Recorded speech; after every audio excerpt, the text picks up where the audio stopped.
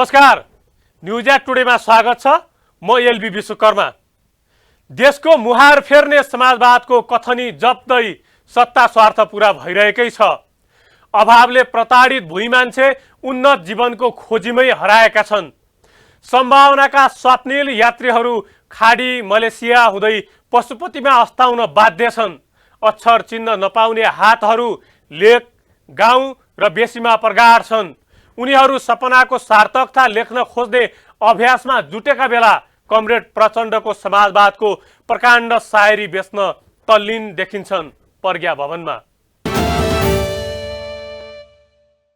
वामपन्थी नस्ल सुधारको नारा पुनश्च अग्रपथमा छ।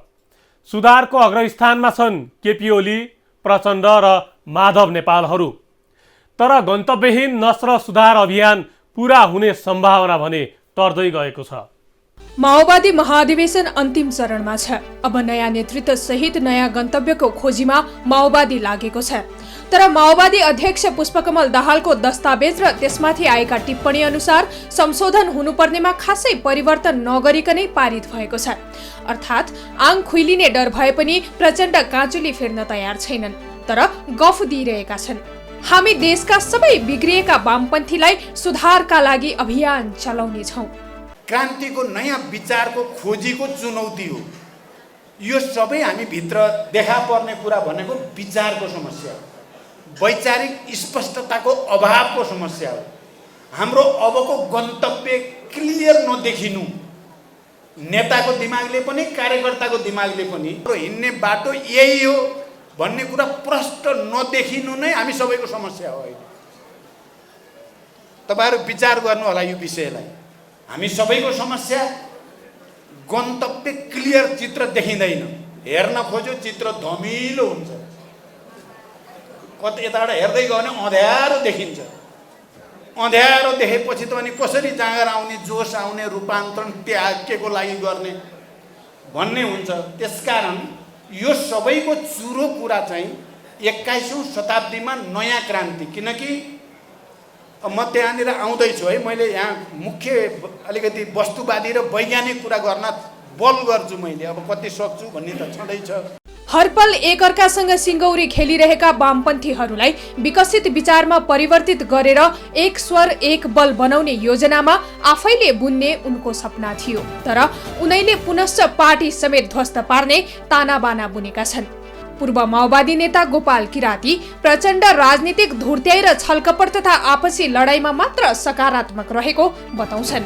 यसले माओवादीकै राजनीति समेत समाप्त पार्न सक्ने उनको दाबी छ। मुख्यतः नेपालको इतिहास पढ्नुपर्छ, नेपालको समाज पढ्नुपर्छ र नेपालको चाहिँ समाज बदल्नुपर्छ। किनभने तपाईको चाहिँ भारतको पढौँ, यहाँ काम गर्दैछौँ।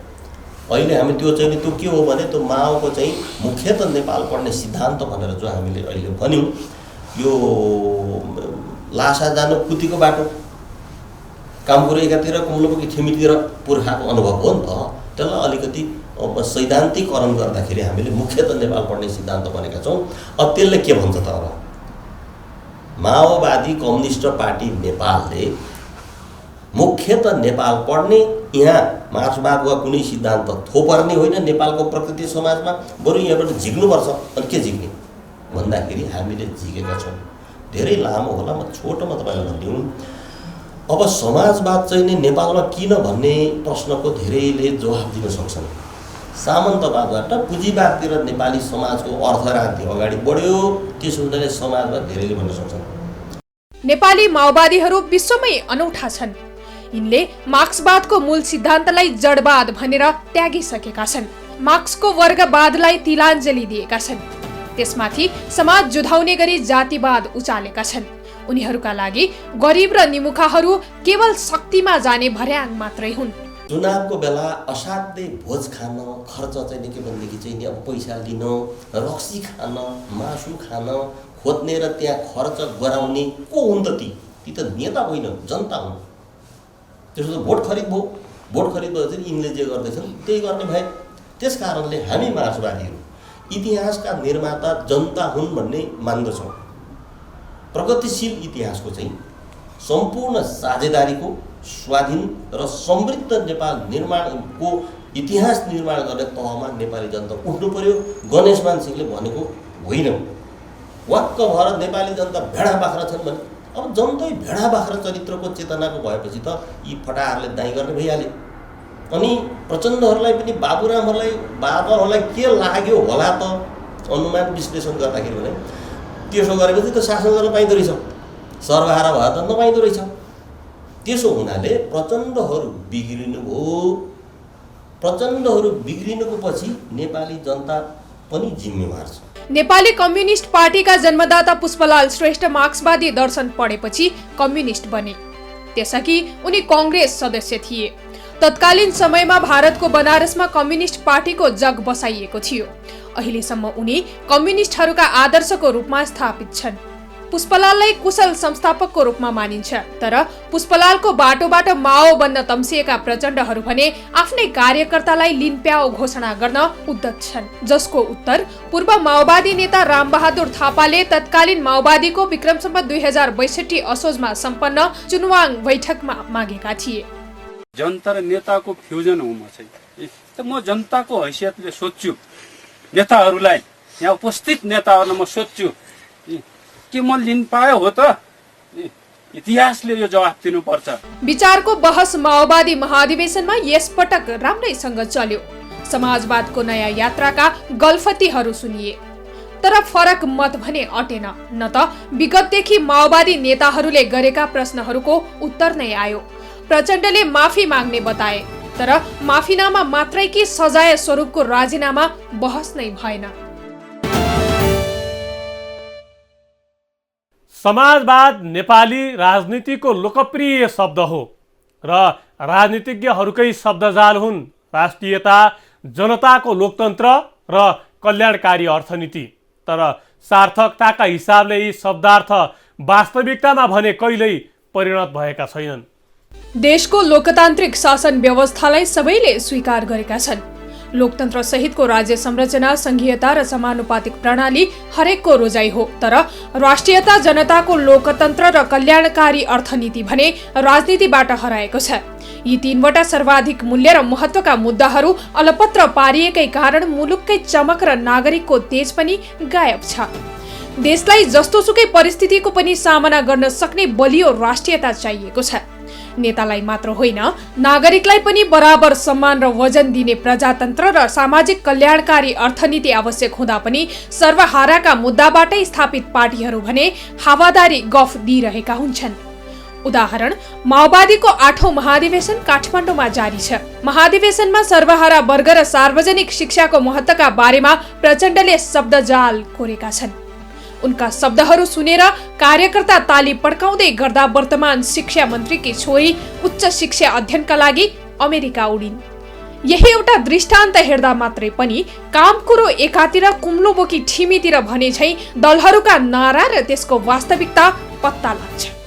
समाजवादी चिन्तन अथवा नेपालमा समाजवादी चिन्तनको तेस्रो आयाम हामीसँग छ। अब लिएर जान्छौँ, समय लाग्छ र चाहिँ तपाईँको हाम्रो चाहिँ समाजवादी चिन्तनको तेस्रो आयाम नेपालमा जो हामीले निर्माण गरेका छौँ, नेपाली जनतालाई हामी भन्छौँ र अहिले चाहिँ के भनेदेखि थुप्रैसँग सहमतै कुराकानी हुन्छ र गोलबन्द भएर हामी यो दलाल तथा नोकरशाही पुँजीवादलाई, एमसिसीका दलालहरूलाई अनि यो विदेशी हस्तक्षेपकारीहरूलाई हामी ठेगान लगाउँछौँ। प्रचण्डको दस्तावेजमा संविधान अनुसार समाजवाद उन्मुख राज्य प्रणालीका बारेमा गफ दिइएको छ, तर त्यसका पानाहरूमा समाजवादी अर्थव्यवस्थाको जग राख्ने कल्याणकारी आर्थिक नीतिले कतै ठाउँ पाएको छैन। चुनावी घोषणापत्र जस्तो फोस्रा अक्षरमा लेखिने नारा झैं यो दस्तावेजमा पनि मीठा साहित्य पत्रहरू कोरिएका छन्। तर साम्यवादी मोह त्यागेर संसदीय खेलमा आएका प्रचण्ड प्रजातन्त्रलाई शासन हत्याउने औजार बनाउन तम्सिएको स्पष्ट हुन्छ। प्रजातन्त्रले नागरिक अधिकारलाई सुरक्षित पार्नुपर्ने थियो, समृद्धिको बाटो देखाउनु पर्ने थियो। त्यही हुन सकेन। नागरिकको जीविकाको आधार भत्किएर अधमरो भइसकेको छ। अझ कोरोना पश्चातको स्थिति त झनै नाजुक छ। भुइँ मान्छेका अनेकन पीडा छन्। उनीहरू मलम लगाउने सत्ता खोजिरहेका छन्, तर सत्ताधारी दलहरू, तिनका नेता भने समाजवादको जप गर्दै बसेका छन्। अन्तर्राष्ट्रिय परिस्थितिको अलिक गम्भीर ढङ्गले अध्ययन र समीक्षा गर्दैछौँ।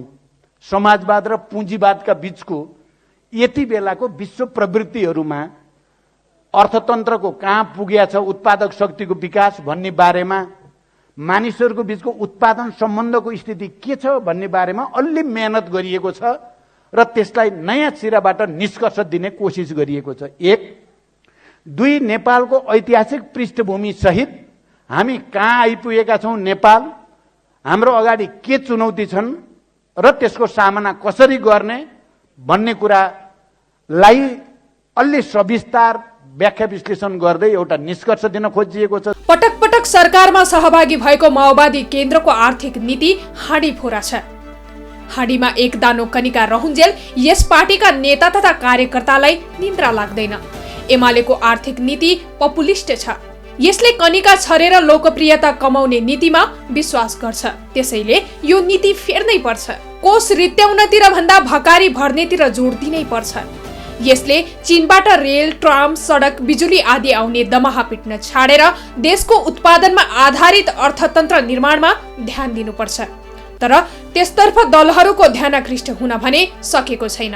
यो समस्या कम्युनिस्टमा मात्रै होइन, कांग्रेसको पनि उस्तै हो ताल। कांग्रेस नेता बीपी कोइरालाले प्रजातान्त्रिक समाजवादलाई ठूलो महत्त्व दिएका थिए। उनले जीवनभर यसैको वकालत गरे। तर विक्रम सम्वत 2015 को आम निर्वाचनमा बहुमत ल्याएर बीपीकै नेतृत्वमा सरकार बनाए पनि समाजवादी आर्थिक कार्यक्रम दिएन।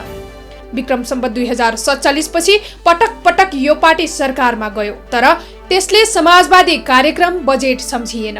शेरबहादुर देउवाले समाजवादको उच्चारण समेत गरेका छैनन्। पार्टीको आर्थिक नीति विश्व बैंक, अन्तर्राष्ट्रिय मुद्रा कोष र एसियाली विकास बैंक निर्देशित अति उदारवादी अर्थतन्त्रको पक्षमा गएको छ। देशका महत्त्वपूर्ण उद्योग र तिनका चल अचल सम्पत्ति कौडीको मूल्यमा बेचिसकेका छन्।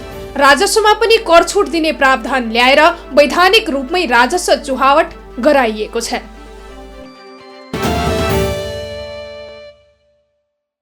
संविधान अनुसार देश समाजवाद उन्मुख दिशामा छ। देशका दलहरू समाजवादी छन्। विडम्बना सारांशमा समाजवाद नारा, भाषण र फलत गफमा साबित भइरहेको छ। जनतासँग दलका कार्यक्रम जोडिएका छैनन्। किसान आन्दोलित छन्।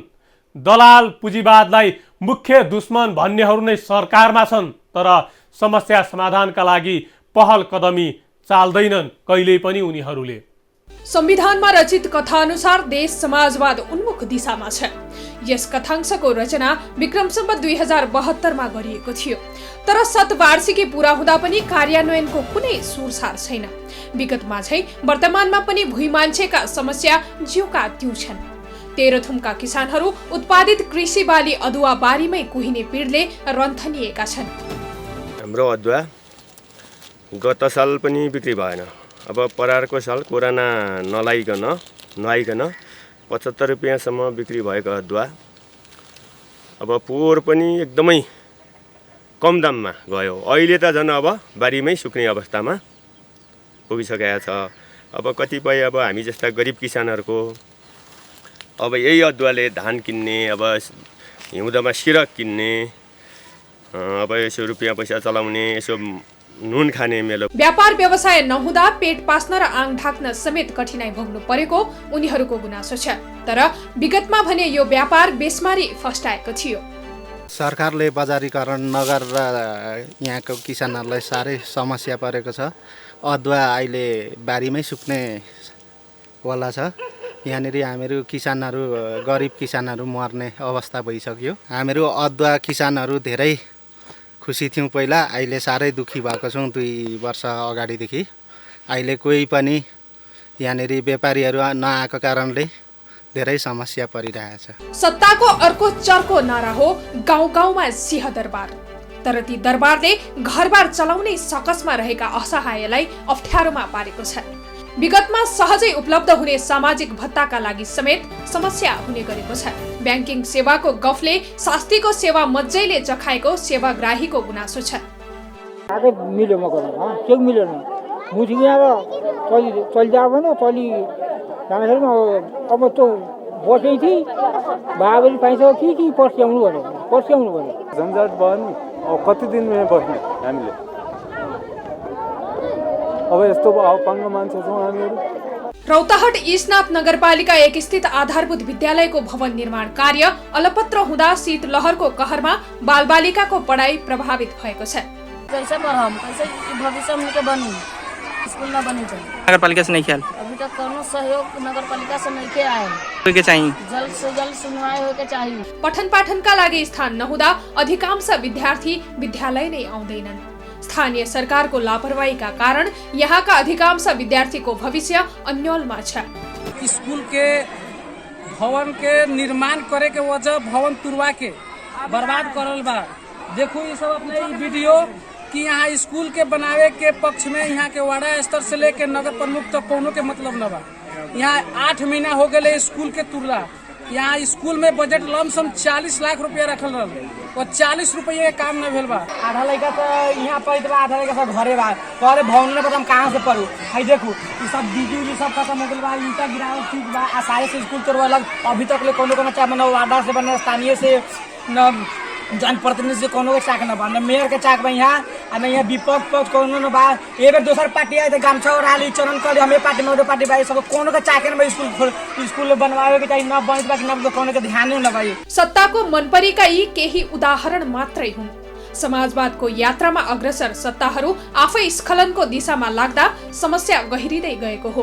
तर सुधारका लागि नयाँ कानून समेत बनाइएको पाइँदैन, बरु समस्या झन जटिल हुँदै गइरहेका छन्। न्युज एट टुडेको स्थानीय तहमा नजर निरन्तर रहनेछ।